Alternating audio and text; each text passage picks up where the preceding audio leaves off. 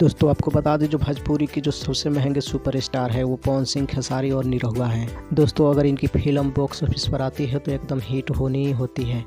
भोजपुरी के number 1 superstar Khesari Lal Yadav, जिनके comedy और एक्टिंग के सभी दीवाने हैं, वो एक फिल्म का लगभग 55 से 70 लाख तक रुपये का चार्ज करते हैं। जी हाँ दोस्तों, तो आपको बता दें खेसारी लाल यादव 55 से 70 लाख रुपये तक का चार्ज करते हैं, जो कि भोजपुरी के दबंग स्टार कहा जाते हैं खेसारी लाल यादव। जुबली स्टार यानी कि दिनेश लाल यादव निरहुआ को कौन नहीं जानता है। हालांकि ये फिल्में बहुत कम करते हैं, लेकिन जब भी ये फिल्में बनाते हैं उनके हिट होने की पूरी गारंटी होती है। दिनेश लाल यादव निरहुआ भी एक फिल्म के 55 से 70 लाख रुपया चार्ज करते हैं। भोजपुरी के पावर स्टार कहे जाने वाले पवन सिंह, उन्होंने अपनी शुरुआत एक गायकी से की थी।